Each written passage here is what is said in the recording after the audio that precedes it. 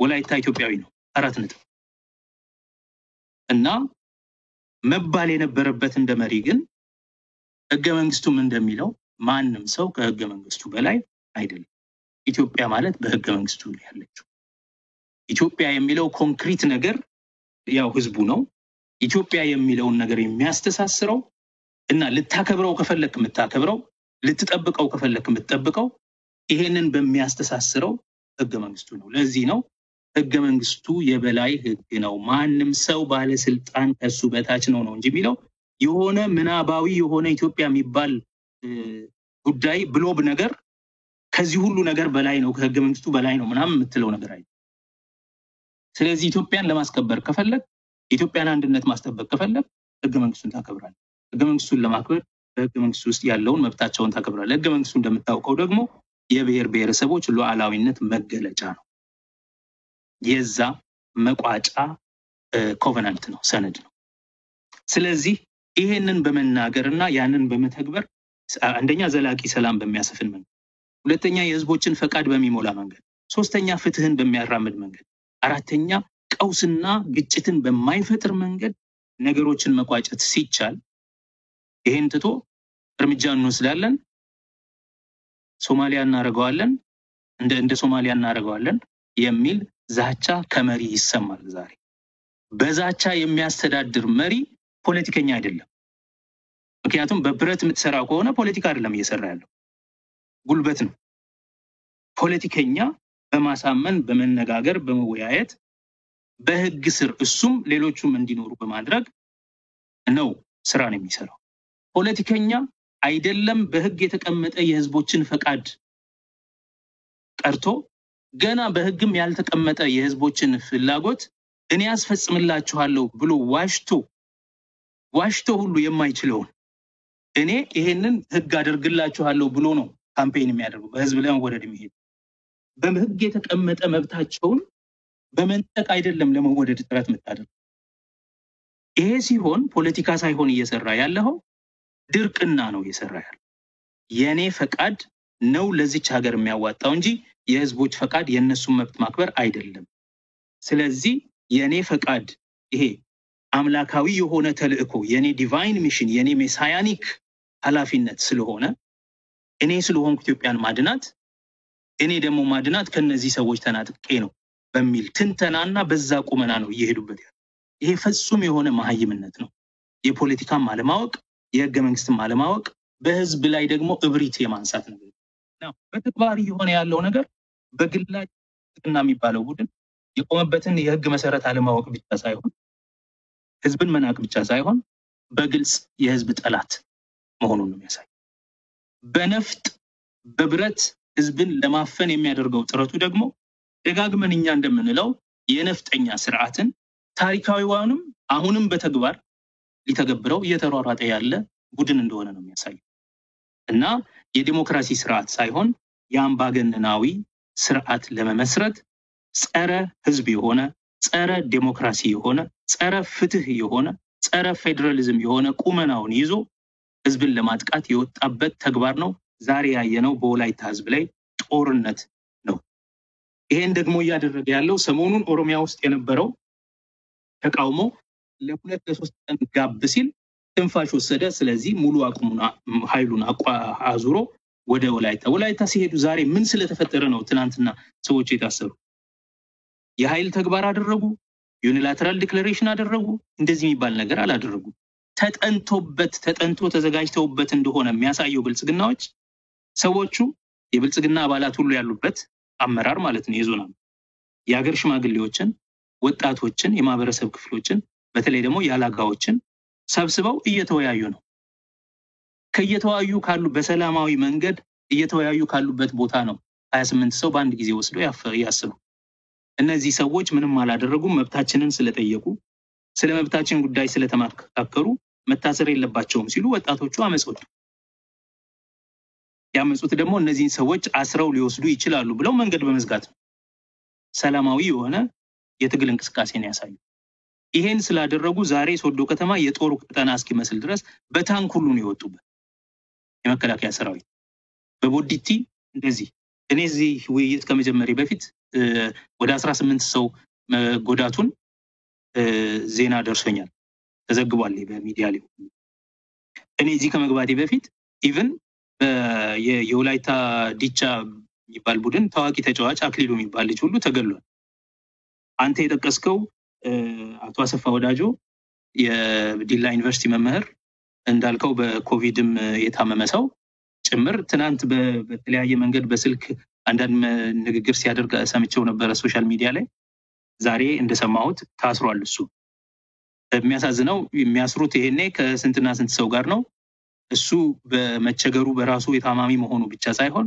በዚህ ደግሞ ምክንያት ስንት ሰው እንደሚታመም ስንት ሰው ለጉዳት እንደሚጋለጥ መገመት የሚያደርግ ነገር አለ ይሄ ሳይንስ ትናንትና ፍቃዱ ጡቤ ወጥቶ ሀገርን በማፍረስ የሚደረግ ተግባር ነው ለማፍረስ እየሰሩ ነው እነዚህ 23 ሰዎች ብሎ ይናገራል ከሁሉም የሚያስቀው ግን ህወሓትና ሸኔ የፈጠሩት እንጂ የህዝቡ ጥያቄ አይደለም ይሄ እና ከነሱ ጋር በመነጋገር ወሬ በማመላለስ ነው ምናምን ይላል መቼስ ዛሬ ህወሓትና ሸኔ የማይኖርበት ቦታ የለም እንደ አምላክ ኦምኒ ፕሬዘንት በየቦታው የሚገኙ ሆነዋል የወላይታ ጥያቄ ኦነግም እዛ ሀገር ከመግባቱ በፊት ሲጠየቅ የነበረ ነው እነሱ እንደሚሉት ደግሞ ነፍቃዱም እንደሚያውቁት ህወሓት መቀሌ ገብቷል ምናምን ሲሉ ነበርና ወላይታ ምን ይሰራል ተብለው ሊጠየቁ ይገባል ኦነግ እስር ቤት እንደሆነ ይታወቃል አመራሩ በሙሉ ከሁለቱ ሰዎች በቀር ስለዚህ የትኛው ኦነግ እነማንን ይዞ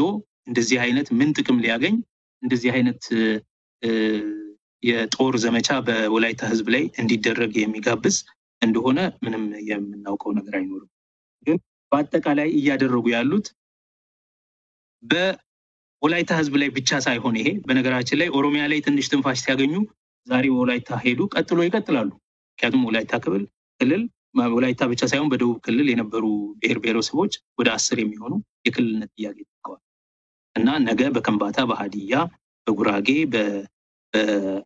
በጋሞ በዳውሮ በከፋ እያለ የሚቀጥል ነገር ነው ማለት ነው ይሄ የሚያሳየው ይሄ ቡድን ጸረ ህዝብ የሆነ ቡድን እንደሆነ ጸረ ዲሞክራሲ የሆነ ቡድን እንደሆነ ጸረ ህገ መንግስታዊ ህብረ ብሔራዊ ፌደራሊዝም እንደሆነ የኢትዮጵያ ጭቁን ህዝቦች ሁሉ ጠላት በመሆን ከኢትዮጵያ ጭቁን ህዝቦች ኢትዮጵያን ታደጋለው በሚል ምናባዊ ሐሳብ በለኮታዊ ጥሪ ያለው በሚመስል ሐሳብ አብዶ አገርን እያተራመሰ ያለ ቡድን መሆኑን ብቻ ነው የሚያሳየው ስለዚህ የወላይታ ወጣቶች አሁን እያደረጉ ያሉትን ትግል ሰላማዊ በሆነ መንገድ መከተል አለባቸው በሚችሉት መንገድ ሌሎችም የኦሮሞ ቄሮች ሌሎችም ህዝቦች ይሄ በእነሱም ላይ ያተነጣጠረ ጦርነት መሆኑን በመረዳት ይሄንን ቡድን መቃወም ማገዝና መተባበር በአጋርነት ከሌሎች ጋር መቆም አለባቸው ብዬ አስባለሁ በጣም አመሰግናለሁ ካለን ጊዜ አንፃር ዶክተር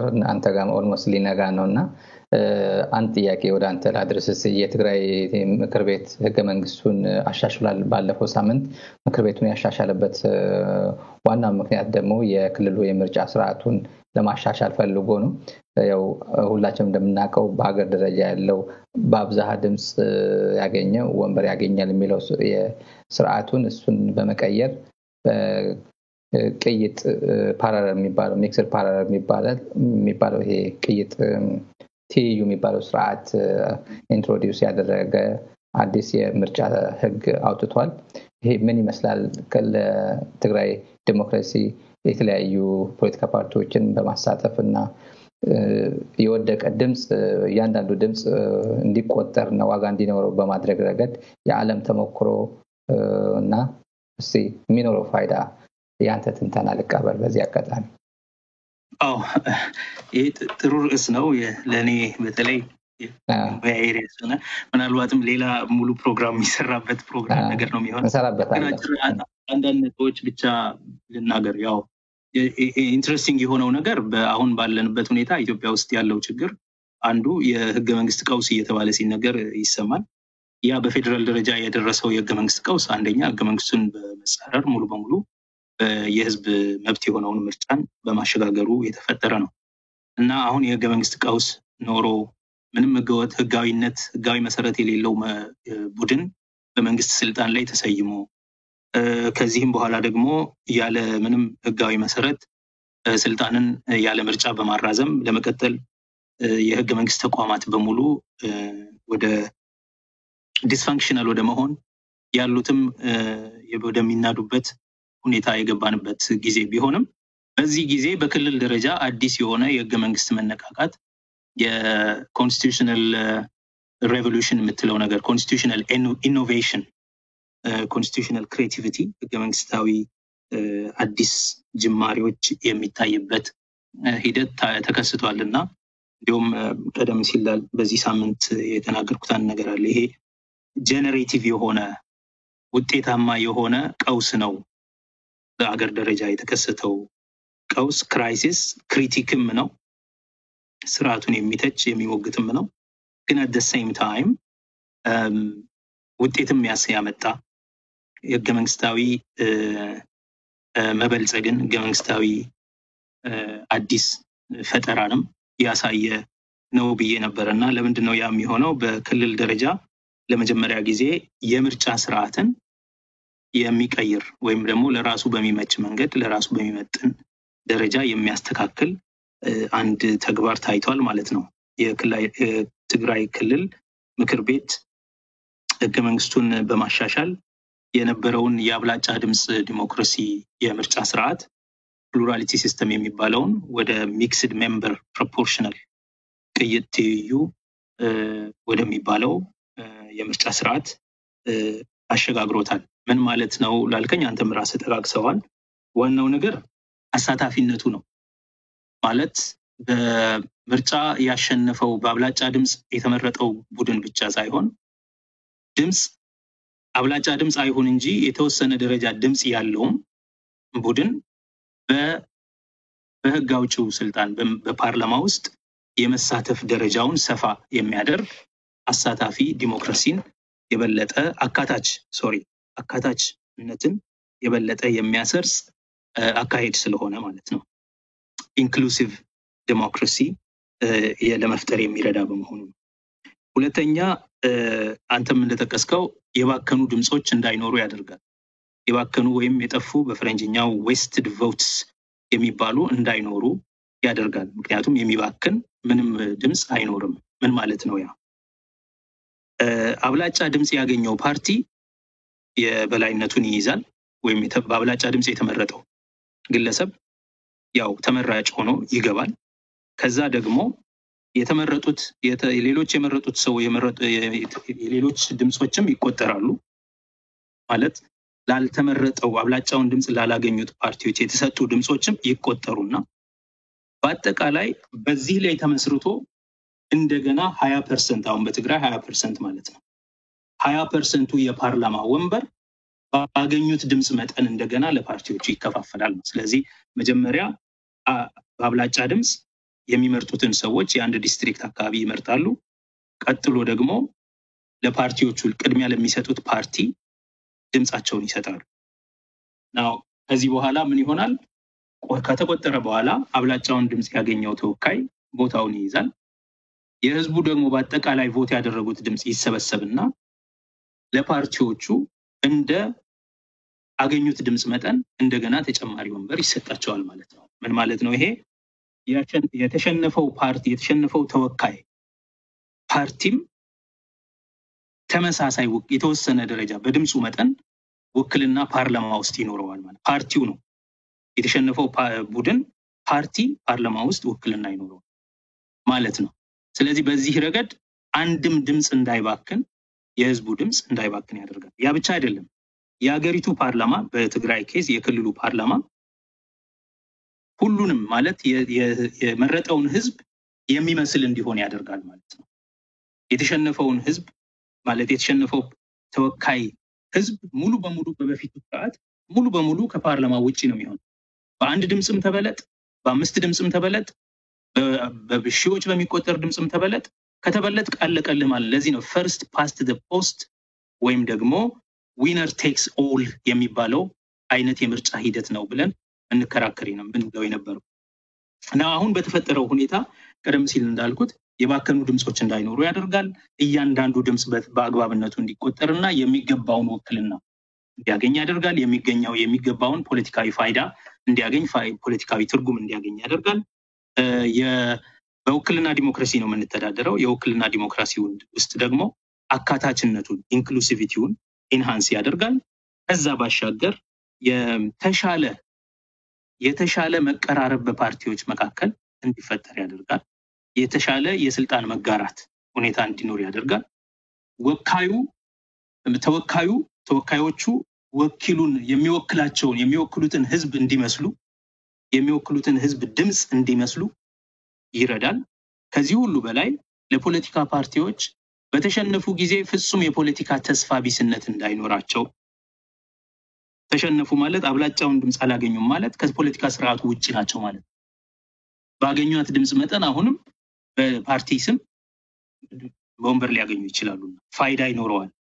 የእያንዳንዱ ህዝብ ድምጽ ፋይዳ ይኖረዋል፣ እያንዳንዱ ግለሰብ ማለት ነው። ስለዚህ ፍጹም የሆነ ፖለቲካል ዲስፔር እንዳይኖር፣ በስርዓቱ በአጠቃላይ ተስፋ መቁረጥ እና ሲኒሲዝም እንዳይኖር ይረዳል። በሌላ በኩል የሆነ ትንሽ የመረጋጋትና ይሄ ምንድነው የሚባለው ቮተር አፓቲ የመፍጠር ሁኔታ እየቆየ ሲሄድ በተለይ አሁን ሆላንድ ለምሳሌ እንዳለው በዛ የነሱ እንኳን ሙሉ በሙሉ ፕሮፖርሽናል ሪፕሬዘንቴሽን ሲስተም ስለሆነ ይሄ ሚክስድ ሜምበር ፕሮፖርሽናል አይደለም። ግን በተለያዩ የአውሮፓ ሀገሮች አንዱ የምታየው ነገር ሁሉም ፓርቲ የሚገባውን ቦታ ያገኛል at the end of the day።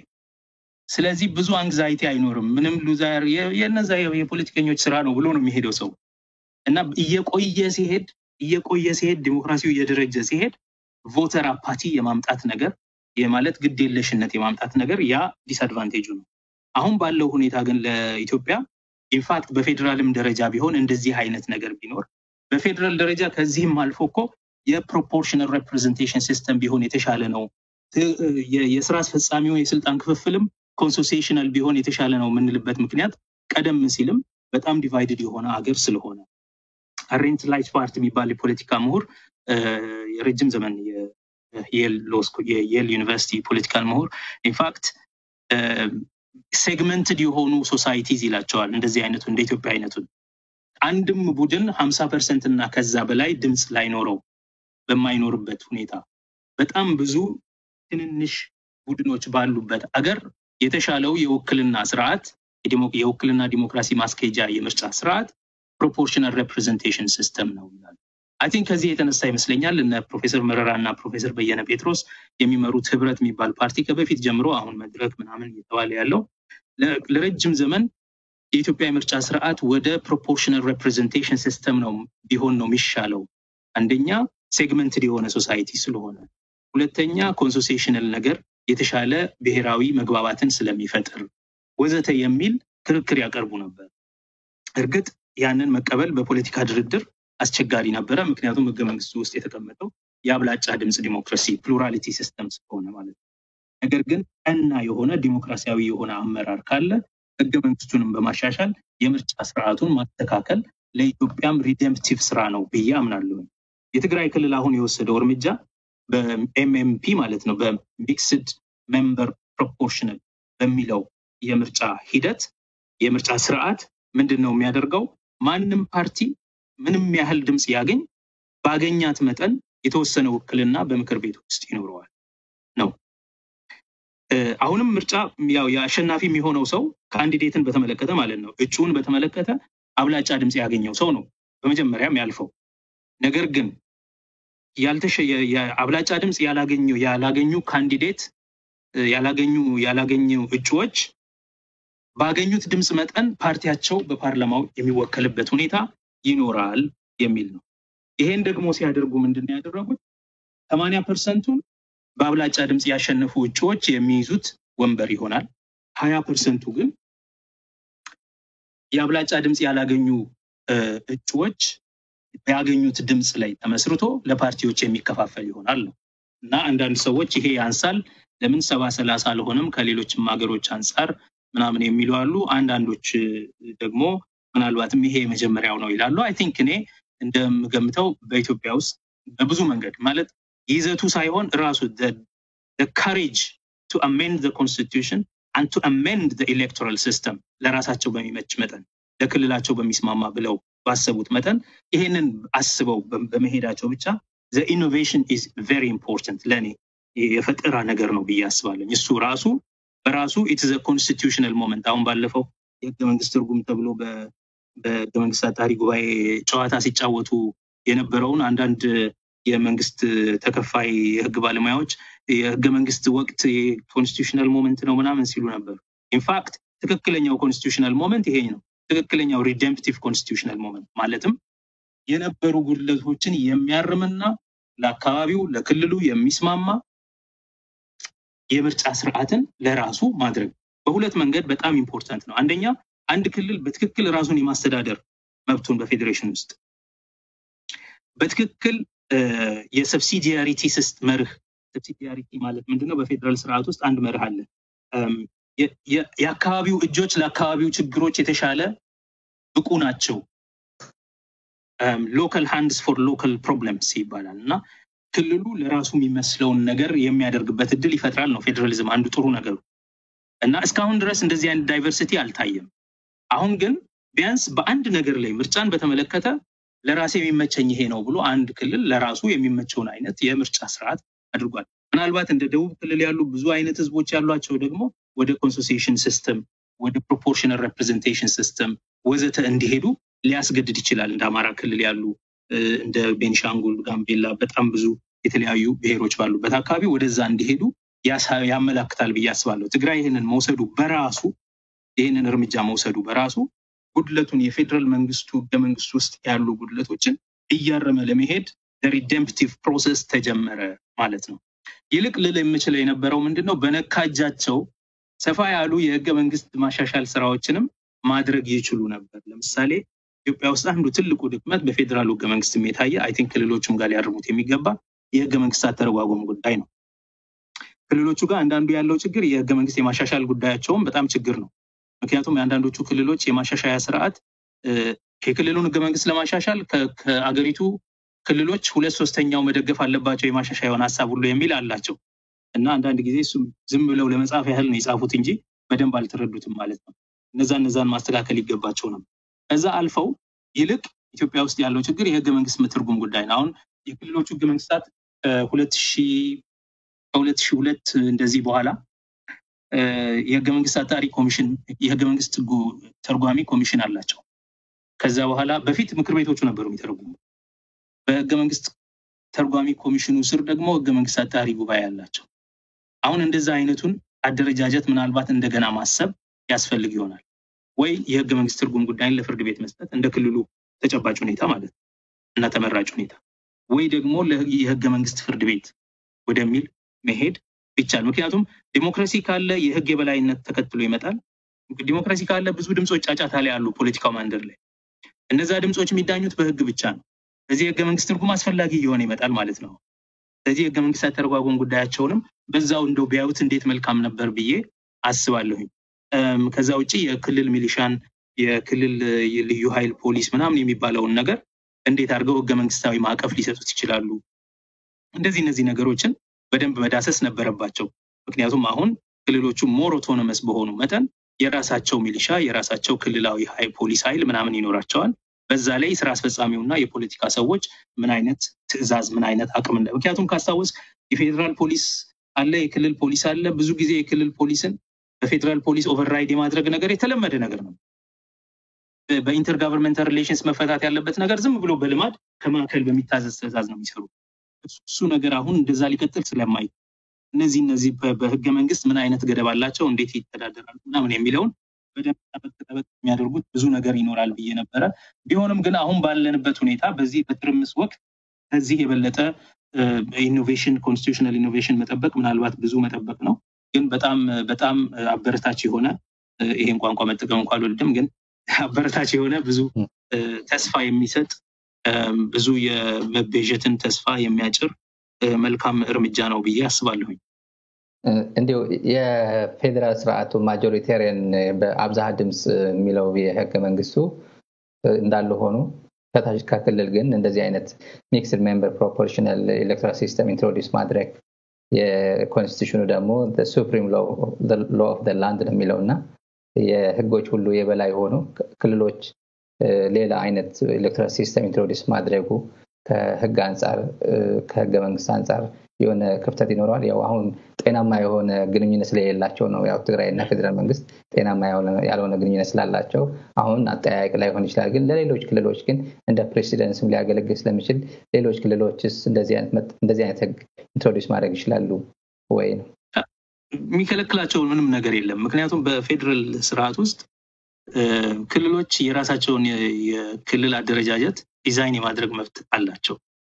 የፌደራል ስርዓት ውስጥ ክልሎች ራሳቸውን በራሳቸው ያስተዳድራሉ ሲባል የራሳቸውን ህግ ያቆማሉ ማለት ነው። ከምንም ነገር በላይ ኦቶኖሚ ነው። ኦቶኖመስ መሆን ማለት ደግሞ ሰልፍ ሎ ማለት ነው። ኦቶኖሚ ኖሞስ ህግ ማለት ስለሆነ እና የራሳቸውን ህግ ያቆማሉ። የራሳቸውን የመንግስት አወቃቀር አደረጃጀት ያደርጋሉ። ለምሳሌ የኢትዮጵያ ምክር ቤት ባለ 2 ደጅ ምክር ቤት ነው። የክልሎቹ ምክር ቤቶች ባለ 1 ደጅ ምክር ቤቶች ናቸው። ማንም ስለነገራቸው የፌደራል ህገ መንግስቱ ስላስገድዳቸው አይደለም። ግን ከፌደራል ህገ መንግስቱ የተለየ አደረጃጀት ስላላቸው ህገወጥ ናቸው አልተባለ። አንድ ምክር ቤት ነው ያላቸው አይደለም። ማንም 2 ምክር ቤት ያለው ደቡብ ክልልን ብቻ ነው። አይ ቲንክ የቤኒሻንጉል ጋምቤላ በኋላ ላይ እንደዚህ ነገር ጀምረዋል። ሶማሌ ክልል ላይ የጉርቲዎች አድቫይዘሪ ኤልደርስ ምክር ቤት ቢኖር የሚል ሰጀስሽን እኛ ስናቀርብ ነበር። እስካሁን ድረስ እውነት አልሆነም እሱ በሶማሌና በአፋር። ምክንያቱም ትራዲሽናል አስተዳደሩ አሁንም ጠንካራ ስለሆነ ትራዲሽናል እና ሃይማኖታዊ አስተዳደሩ ብዙውን ስራ ደግሞ በተግባር የሚሰራው በተለይ ግጭት መፍታት፣ ህዝብን ማስታረቅ፣ የአካባቢን ሰላም ማስጠበቅ ወዘተ መንግስትም የመንግስት ስርጸትም ይሄ ስቴት ፔኔትሬሽን ዊክ ስለሆነ ሞደርን ስቴቱም ደግሞ ደካማ ስለሆነ በእነዚህ የዳር ሀገር ክልሎች ከዛ አንጻር የህዝቡን ሰላምና እውነት የሚያስተዳድሩት የሀገር ሽማግሌዎች በሶማሊላንድ ለምሳሌ እንዳለው የላይኛው ምክር ቤት የጉርቲዎች ምክር ቤት ሽማግሌዎች ኡጋዞች እና የተለያዩ ሰዎች ምክር ቤት ነው እና ሶማሊ ክልልም ከዛም ባህል ጋር ተመሳሳይ ስለሆነ አፋርም እንደዚሁ። እርግጥ ህገ መንግስታቸው ውስጥ ሮል ኦፍ አድቫይዘሪ ካውንስል አለ፣ የሽማግሌዎች ምክር ቤት የሚባል በኦሮሚያም በክልሎች ውስጥ ሁሉ አለ። ግን በዛ ደረጃ ሳይሆን የምክር ቤቱን 2ኛ ደጅ እንደዚህ አይነት ተቋም ማድረግ የአማካሪዎች አትሊስት እንደ ሴኔት እንዲሆኑ የማድረጉ ነገር ሊታሰብበት የሚገባ ጉዳይ ነው መሆን አለበት። አሁን ባለው ሁኔታ ግን የክልሎቹ ምክር ቤቶች ከደቡብ ክልል በቀር እና ከምናልባትም ጋምቤላና ቤኒሻንጉል የብሔረሰቦች ምክር ቤት ነገር ስላለ ማለት ነው ከነዚህ ቦታዎች በቀር ባለ 1 ደጅ ምክር ቤት ነው ያለው። ልዩ ስለሆነ ከፌደራል መንግስቱ ስለሚለይ ህገወጥ ነው አልተባለ። የምርጫ ሂደቱም እንደዚህ የፌደራል መንግስቱ ከነሙሉ ድክመቱ የፕሉራሊቲ ሲስተም ነው የሚጠቀመው፣ አብላጫ ድምጽ ሲስተም ነው የሚጠቀመው። ትክክል አይደለም ብለን እናምናለን። ለብዙ ዘመን ሲባል የነበረ ነገር ነው። ግን እሱን ትክክል አይደለም የትግራይ ክልል አሁን ያወጣው የመንግስት ማሻሻል እሱ እንዳለ ይሁን። እኛም ክልል በተወሰነ ደረጃ እሱ ነው እኮ አሁን በክልል ውስጥ እኮ የሚሆነው የሚሉት ያለው በእኛም ክልል ቢሆን አሁንም ሚክስድ የሚባለው ለዚህ እኮ ነው። ካንዲዴቶቹ የሚመረጡት አሁንም በአብላጫ ድምጽ ሂደት ነው። ግን የተረፈው ደግሞ ያልተመረጠው ድምጽ የአሸናፊነት ያላገኘው ድምጽ ይቆጠርና ለሁሉም ፓርቲዎች ባገኙት ድምጽ መጠን ኢን ፕሮፖርሽን ቱ ኢት። ለዚህ ነው ሚክስድ ሜምበር ፕሮፖርሽናል ኢን ፕሮፖርሽን ቱ ያገኙት ድምጽ እንደገና ይከፋፈልና ምክር ቤት ውስጥ ቀድሞ ባስመዘገቡት ሰው እጩ ይወከላሉ ነው የሚለው እና ይሄ ኢኖቬሽን ነው እንጂ ህገ መንግስቱን የሚጥስ አይደለም። ነው አንድ መርህ በደንብ መረዳት አለበት የኢትዮጵያ ህዝብ በሙሉ በህገ መንግስት ጉዳይ ሲያወሩ ብዙ ጊዜ ስለምሰማቸው ማለት ነው። ምርጫ እነሱ ማድረግ ይችላሉ፣ ህገ መንግስቱ ፌደራል መንግስት ነው የሚያደርገው ምናምን ነው። አንድ መርህ አለ በፌደራል ስርዓት ውስጥ ክልሎች ማድረግ የማይችሉት የፌደራል መንግስቱ ከሚያስቀምጠው ስታንዳርድ ያነሰ ነገር ነው። ለምሳሌ የፌደራል መንግስቱ ምርጫ በየ5 ዓመቱ ይካሄዳል ይላል። ክልሎች በየ7 ዓመቱ ነው የምናካሄደው ካሉ እሱ ችግር ነው። እሱ ትክክል ነው። ክልሎች ግን በየ3 ዓመቱ ነው የምናደርገው ቢሉ ደግሞ መሆን አለበት ብዬ አምናለሁ። በተለያዩ ሀገሮች ፌደራል ሀገሮች እንደዛ ነው። የክልሎቹ ምክር ቤቶች የስልጣን ዘመን ከፌደራሉ ምክር ቤት ወይም ከፌደራሉ ምክር ቤቶች የስልጣን ዘመን ጋር የግድ ተመሳሳይ መሆን የለበትም። ኢንፋክት ቶሎ ነው የሚቀየሩት የክልሎች ምክር ቤት አባላት። ስለዚህ 5 ዓመት ካለና እነሱ 4 ዓመት ወይም 3 ዓመት ቢሉ ይሄ ምንም አይደለም ያደረጉት። አልገደቡትም በፌደራሉ የተቀመጠውን ሚኒመም ሳይሞሉ አልቀሩ እሱን አሟልተው የበለጠ ነው ያደረጉ ያሉት ነው የበለጠ ምርጫ በዚህ ጊዜ ይካሄዳል ሲባል በጊዜው ማድረጉ የትግራይ ክልል ህገ መንግስቱን መጣስ አይደለም ያኛው አላደርግም ካለ አንድ እሱ ህገወጥ ነው ኢቭን ህጋዊ ነው ተብሎ ህገ መንግስት ተሻሽሎ ያኛው ቢያራዝም የትግራይ ክልል ግን ምርጫን በዚህ ጊዜ ነው ማድረገው ብሎ ኢንሲስት አደረገ እሰይ አበጀህ ይሄማ ጥሩ ነገር ነው ሊበረታታም ይገባ ነው እንጂ ሊባል የሚገባው ምንም አልጣሰም ስለዚህ ከፌደራሉ ሚኒመም ስታንዳርድ መውረድ ነው ማይቻለው እንጂ ያነሰ ማድረግ ነው ማይቻለው እንጂ ከፌደራሉ ህገ መንግስት ከሚጠየቀው በላይ ማድረግ በጣም የሚበረታታ የሚደገፍ ትልቅ እንዲሁም ለሀገርም ህገ መንግስታዊ ስርዓት ሀብት የሆነ ነገር ነው የሚል ነው ይሄንን በደንብ አስምሮበት ሰው ሊረዳ ይገባል ስለዚህ በትግራይ ክልል አዲስ የምርጫ ስርዓት ያለውን የአብላጫ ድምጽ የምርጫ ስርዓት የሚያሻሽል